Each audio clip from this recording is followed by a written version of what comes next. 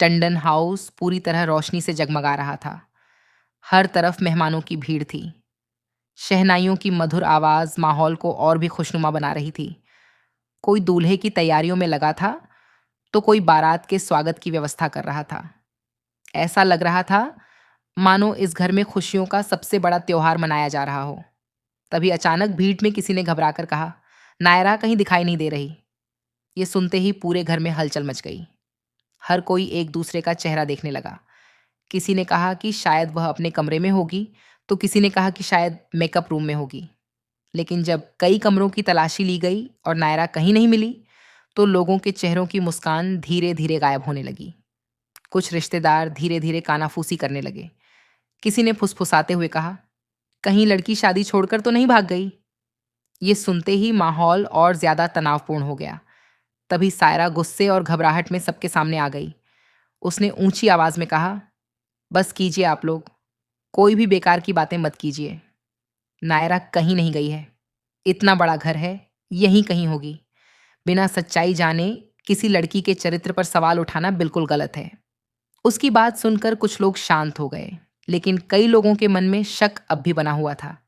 इसी बीच नायरा के माता पिता भी बेहद परेशान दिखाई देने लगे। उनके माथे पर चिंता साफ नजर आ रही थी। वे बार बार एक दूसरे को देख रहे थे, जैसे उन्हें किसी ऐसे राज का डर हो जो किसी भी पल सबके सामने आ सकता था। दूसरी तरफ राज अपने कमरे में शादी की तैयारियों में व्यस्त था। उसे इस बात का बिल्कुल अंदाजा नहीं था कि बाहर क्या तूफान उठ चुका है।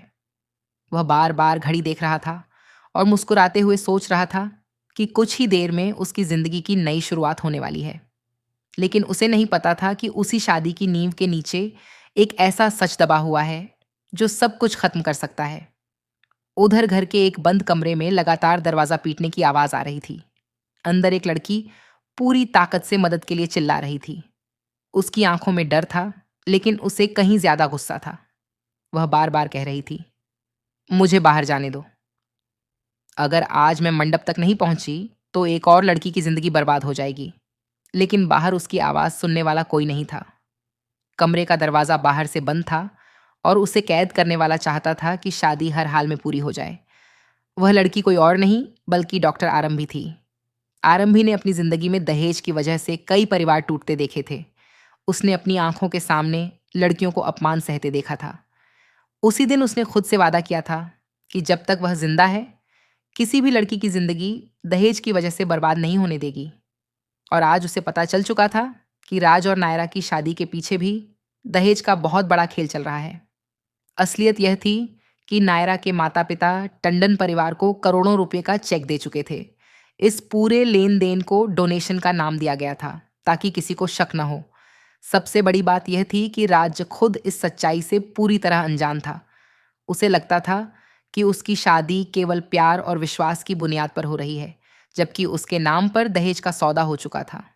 जब आरंभी को यह सच पता चला, तो उसने तुरंत राज तक पहुंचने की कोशिश की, लेकिन डिम्पल ने उसकी हर चाल पर नजर रखी हुई थी।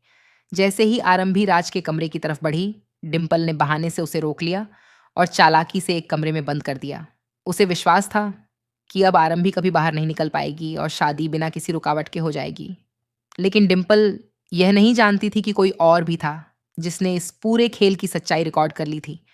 ध्रुव ने दहेज के लेन देन का वीडियो बना लिया था और सही समय का इंतजार कर रहा था। उसे पता था कि सिर्फ एक वीडियो पूरे टंडन परिवार की सच्चाई दुनिया के सामने ला सकता है। उसने वह वीडियो सीधे पुलिस तक पहुंचा दिया। इधर मंडप में पंडित शादी की रस्में शुरू करने की तैयारी कर रहे थे। सभी मेहमान अपनी अपनी जगह बैठ चुके थे, लेकिन उसी समय घर के बाहर पुलिस की गाड़ियों के सायरन की आवाज गूंज उठी। पूरा माहौल एक पल में बदल गया। सभी की नजरें मुख्य दरवाजे की तरफ उठ गईं। किसी को समझ नहीं आ रहा था कि शादी के बीच पुलिस क्यों आई है। राज भी घबराकर बाहर आया। उसके चेहरे पर सवाल ही सवाल थे, लेकिन उसे नहीं पता था कि अगले कुछ मिनटों में उसकी जिंदगी हमेशा के लिए बदलने वाली है। सेक्शन 3 इंस्पेक्टर के यह कहते ही कि उन्हें सबसे बड़ा सबूत मिल चुका है, पूरे मंडप में ऐसा सन्नाटा छा गया, मानो समय ही थम गया हो। कुछ पल पहले तक जो लोग पुलिस की बातों को सिर्फ एक गलतफहमी समझ रहे थे, अब उनके चेहरों पर डर साफ दिखाई देने लगा। राज की नजरें बार बार अपने पिता विश्वास और डिम्पल की तरफ जा रही थीं। उसे महसूस होने लगा था कि सच शायद उसकी सोच से कहीं ज्यादा बड़ा है। इसी बीच एक पुलिस अधिकारी इंस्पेक्टर के हाथ में एक लाल रंग की फाइल और एक सील बंद लिफाफा देकर बोला, सर, तलाशी के दौरान यह अलमारी के गुप्त लॉकर से मिला है। इंस्पेक्टर ने सबके सामने फाइल खोली।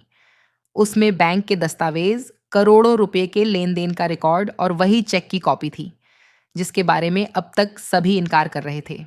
सबसे चौंकाने वाली बात यह थी कि चेक के साथ एक लिखित एग्रीमेंट भी रखा था जिसमें रकम को डोनेशन दिखाया गया था, लेकिन उसकी शर्तें बिल्कुल दहेज जैसी थीं। यह सब देखकर मेहमानों में हलचल मच गई। कोई हैरानी से एक दूसरे को देखने लगा तो कोई धीरे धीरे वहां से हटने लगा। विश्वास तुरंत आगे आया और बोला, ऑफिसर, यह हमारी संस्था के लिए स्वेच्छा से दिया गया सहयोग है। इसका शादी से कोई लेना देना नहीं है। लेकिन इंस्पेक्टर ने सख्त आवाज में कहा, अगर यह सहयोग है तो इसे शादी से पहले गुप्त तरीके से क्यों लिया गया और इसे परिवार के कई लोगों से छिपाया क्यों गया? राज अब खुद को रोक नहीं पाया। उसने अपने पिता की आंखों में देखते हुए पूछा, पापा, सच क्या है? क्या आपने सचमुच नायरा के परिवार से पैसे लिए हैं? विश्वास कुछ पल तक चुप रहा। उसके पास कोई सीधा जवाब नहीं था। उसकी खामोशी ही राज के लिए सबसे बड़ा जवाब बन गई। उधर नायरा भी अब तक पूरी सच्चाई जान चुकी थी। उसकी आंखों में आंसू थे, लेकिन इस बार वह कमजोर नहीं थी। उसने अपने माता पिता की ओर देखा और कांपती हुई आवाज में पूछा, क्या आपने सच में मेरी शादी के लिए इतनी बड़ी रकम दी? उसके माता पिता सिर झुकाकर खड़े रहे। कुछ देर बाद उसके पिता ने भारी आवाज में कहा, बेटी, हमने यह सब सिर्फ तुम्हारी खुशी के लिए किया था। हमें लगा अगर पैसे नहीं दिए तो यह रिश्ता टूट जाएगा। ये सुनते ही नायरा की आंखों से आंसू बहने लगे। उसने कहा, अगर मेरी खुशी की कीमत आपकी जिंदगी भर की कमाई थी तो मुझे ऐसी खुशी कभी नहीं चाहिए थी। आपने मुझे सच्चाई क्यों नहीं बताई? उसी समय आरंभ भी आगे आई। उसने नायरा का हाथ थामते हुए कहा, गलती तुम्हारी नहीं है। गलती उस सोच की है जो बेटी की शादी को एक सौदे में बदल देती है। अगर आज भी हम चुप रहे तो कल किसी और बेटी के साथ यही होगा। आरंभी की बातें सुनकर कई मेहमान भावुक हो गए। कुछ महिलाओं ने भी खुलकर कहना शुरू कर दिया कि दहेज जैसी प्रथा को खत्म होना चाहिए। पहली बार टंडन परिवार खुद को अकेला महसूस करने लगा। लेकिन तभी डिंपल ने एक नई चाल चली। वह जोर से बोली, यह सब ध्रुव की साजिश है। उसी ने नकली वीडियो बनाया, पुलिस को बुलाया और हमारे परिवार को बदनाम किया। अगर वह वीडियो न भेजता तो आज यह तमाशा ही नहीं होता। सबकी नजरें ध्रुव की तरफ घूम गईं। ध्रुव शांत खड़ा रहा। उसने अपना मोबाइल निकाला और बोला, अगर आपको लगता है कि वीडियो नकली है तो ये देखिए। मेरे पास सिर्फ वीडियो ही नहीं बल्कि पूरी रिकॉर्डिंग है जिसमें दहेज की रकम तय की जा रही है। उसने रिकॉर्डिंग चला दी। पूरे मंडप में वही आवाज गूंजने लगी जिसमें साफ साफ कहा जा रहा था कि शादी से पहले तय की गई रकम हर हाल में मिलनी चाहिए। रिकॉर्डिंग खत्म होते ही किसी के पास बोलने के लिए शब्द नहीं बचे। इंस्पेक्टर ने तुरंत कहा, अब यह मामला सिर्फ शिकायत का नहीं रहा। हमारे पास दस्तावेज, बैंक रिकॉर्ड और ऑडियो वीडियो तीनों तरह के सबूत हैं। राज के पैरों तले जमीन खिसक गई। उसने नायरा की तरफ देखा और भर्राई आवाज में कहा, मुझे सच में इस बारे में कुछ भी नहीं पता था। अगर मुझे पहले पता होता तो मैं कभी इस शादी के लिए तैयार नहीं होता। नायरा ने उसकी तरफ देखा, लेकिन इस बार उसके चेहरे पर भरोसा नहीं था। उसने शांत आवाज में कहा, राज, मैं मानती हूं कि शायद तुम्हें कुछ नहीं पता था, लेकिन जिस रिश्ते की शुरुआत ही झूठ और दहेज से हुई हो, उस रिश्ते पर भरोसा कैसे करूं? राज के पास कोई जवाब नहीं था। उसकी आंखें झुक गईं। तभी इंस्पेक्टर ने अपने अधिकारियों को आदेश दिया, सभी संबंधित दस्तावेज जब्त कर लिए जाएं। आगे की कानूनी कार्रवाई शुरू की जाएगी। ये सुनते ही विश्वास और डिंपल के चेहरों का रंग उड़ गया। उन्हें समझ आ गया कि अब बचना आसान नहीं होगा।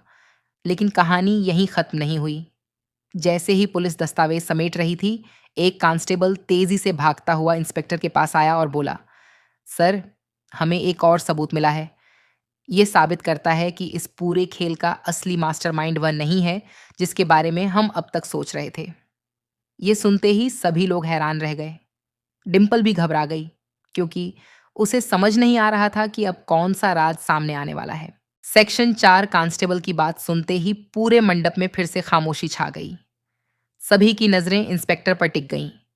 इंस्पेक्टर ने कांस्टेबल के हाथ से एक मोबाइल फ़ोन लिया और गंभीर आवाज़ में कहा, हमें एक नई रिकॉर्डिंग मिली है। इस रिकॉर्डिंग से साफ हो जाएगा कि इस पूरे खेल का असली सूत्रधार कौन है। ये सुनते ही डिम्पल के चेहरे का रंग उड़ गया। उसके माथे पर पसीना साफ दिखाई देने लगा। विश्वास भी बेचैन होकर इधर उधर देखने लगा।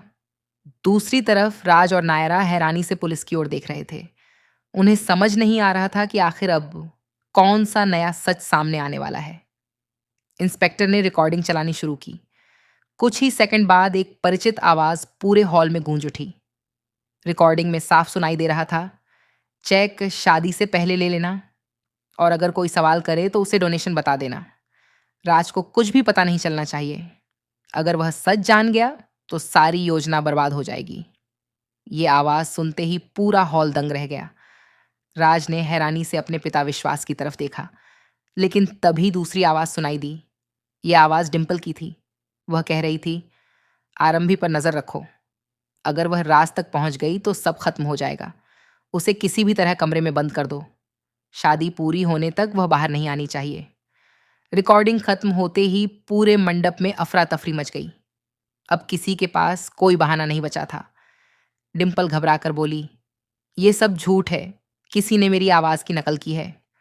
लेकिन तभी ध्रुव आगे आया। उसने कहा, अगर यह नकली है तो मेरे पास इसके अलावा भी सबूत हैं। उसने अपना लैपटॉप खोला और एक के बाद एक कई वीडियो पुलिस को दिखाने लगा। उन वीडियो में साफ दिखाई दे रहा था कि शादी से कई दिन पहले दहेज की रकम, बैंक ट्रांसफर और चेक की योजना बनाई जा रही थी। अब इंस्पेक्टर ने सख्त आवाज में कहा, इतने सबूतों के बाद अब इस मामले में किसी तरह की सफाई का कोई मतलब नहीं है। इतना सुनते ही विश्वास की हिम्मत जवाब देने लगी। उसकी आंखें झुक गईं। उसने धीमी आवाज में कहा, हमने जो किया वह गलत था, लेकिन हमने यह सब परिवार की इज्जत बचाने के लिए किया था। राज गुस्से से कांप उठा। उसने पहली बार अपने पिता से ऊंची आवाज में कहा, इज्जत झूठ और दहेज से नहीं बचती पापा। इज्जत सच और ईमानदारी से बनती है। आपने सिर्फ नायरा के परिवार को नहीं बल्कि मुझे भी धोखा दिया है। राज की यह बात सुनकर पूरा हॉल शांत हो गया। नायरा की आंखों से आंसू बहने लगे। उसने कभी नहीं सोचा था कि जिस इंसान से वह प्यार करती है उसे भी इस साजिश की कोई जानकारी नहीं थी।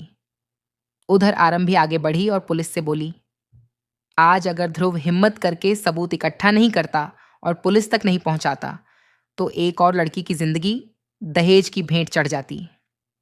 इंस्पेक्टर ने तुरंत अपने अधिकारियों को आदेश दिया, विश्वास और डिम्पल से पूछताछ की जाएगी। इनके खिलाफ दहेज प्रतिषेध अधिनियम और अन्य संबंधित धाराओं में कार्रवाई की तैयारी की जाए। इतना सुनते ही परिवार के बाकी सदस्य घबरा गए। कुछ लोग विश्वास का साथ देने लगे तो कुछ ने उससे दूरी बना ली।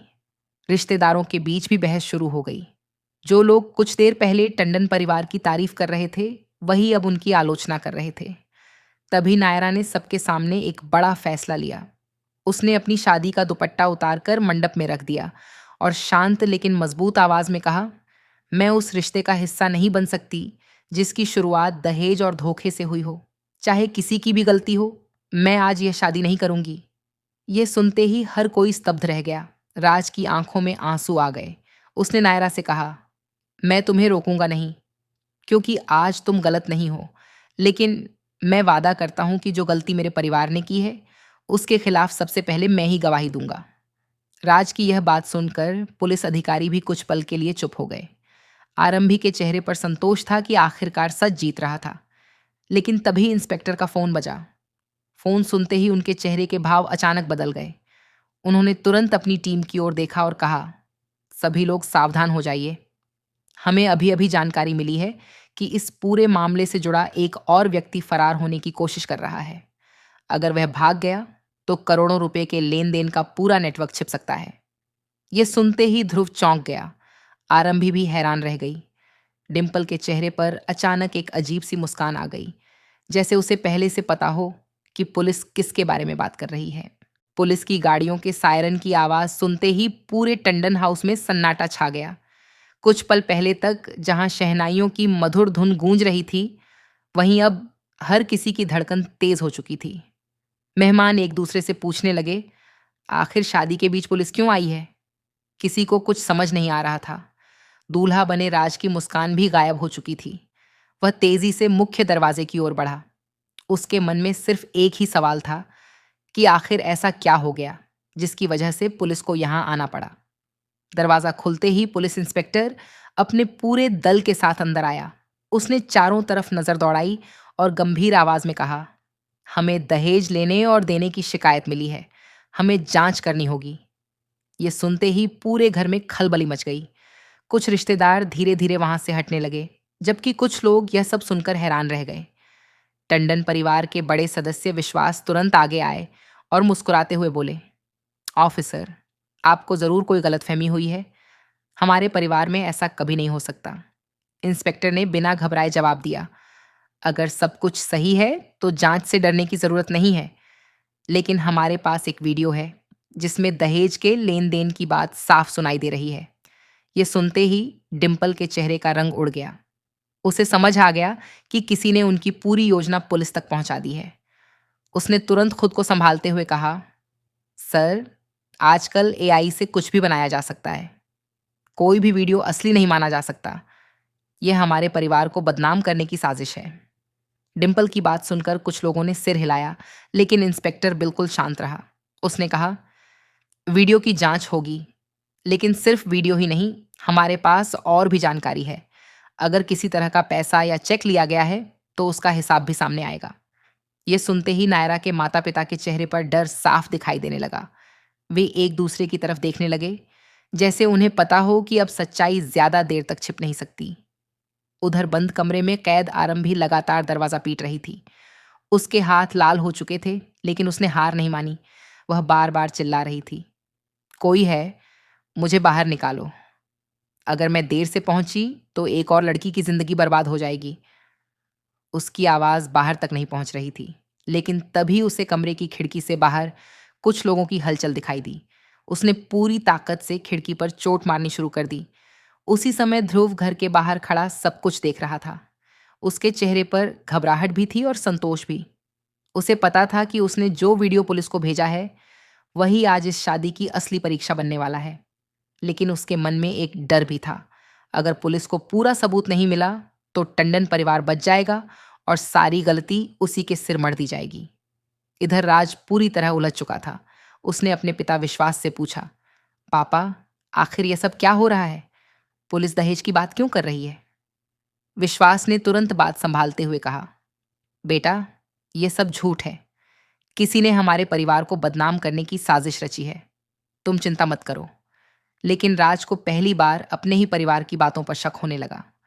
उसे महसूस हुआ कि उससे कुछ बहुत बड़ा छिपाया गया है। इसी बीच इंस्पेक्टर ने एक महिला कांस्टेबल को आदेश दिया कि पूरे घर की तलाशी ली जाए। ये सुनते ही डिम्पल के चेहरे पर फिर से घबराहट लौट आई। उसे सबसे ज्यादा डर उस बड़े चेक का था जिसे जल्दबाजी में छिपाया गया था। अगर वह चेक पुलिस के हाथ लग गया तो डोनेशन की पूरी कहानी वहीं खत्म हो जाएगी। महिला कांस्टेबल और पुलिस की टीम घर के अलग अलग कमरों की तलाशी लेने लगी। हर कमरे का दरवाजा खोला जा रहा था। तभी एक कांस्टेबल उस कमरे तक पहुंचा जहां आरंभी बंद थी। अंदर से लगातार दरवाजा पीटने की आवाज आ रही थी। कांस्टेबल ने तुरंत इंस्पेक्टर को बुलाया। इंस्पेक्टर ने दरवाजा खुलवाने का आदेश दिया। डिम्पल ने घबराकर कहा, उस कमरे में कोई नहीं है, उसकी चाबी खो गई है। लेकिन अब उसकी एक भी बात पर कोई विश्वास करने को तैयार नहीं था। इंस्पेक्टर ने सख्त आवाज में कहा, अगर चाबी नहीं है तो दरवाजा तोड़ दिया जाएगा। कुछ ही सेकंड बाद जोरदार आवाज के साथ दरवाजा टूट गया। दरवाजा खुलते ही आरंभी बाहर आई। उसके चेहरे पर गुस्सा साफ दिखाई दे रहा था। उसने बिना एक पल गंवाए सबके सामने कहा, इस शादी के पीछे बहुत बड़ा झूठ छिपा है। नायरा के परिवार से करोड़ों रुपए दहेज के नाम पर लिए गए हैं। मुझे इसलिए बंद किया गया ताकि मैं यह सच किसी को न बता सकूं। पूरा मंडप सन्न रह गया। किसी के पास कोई जवाब नहीं था। राज अवाक खड़ा आरंभी की बातें सुन रहा था। उसे समझ ही नहीं आ रहा था कि जिस परिवार पर उसे सबसे ज्यादा भरोसा था, वही परिवार उससे इतना बड़ा सच कैसे छिपा सकता है। लेकिन सबसे बड़ा झटका अभी बाकी था। तभी पुलिस के एक अधिकारी ने तेजी से अंदर आकर इंस्पेक्टर के कान में कुछ कहा। इंस्पेक्टर का चेहरा गंभीर हो गया। उसने सबकी तरफ देखते हुए कहा, हमें वह सबूत मिल गया है। जिसके बाद अब इस मामले की दिशा पूरी तरह बदलने वाली है। इतना सुनते ही पूरे घर में फिर से सन्नाटा छा गया।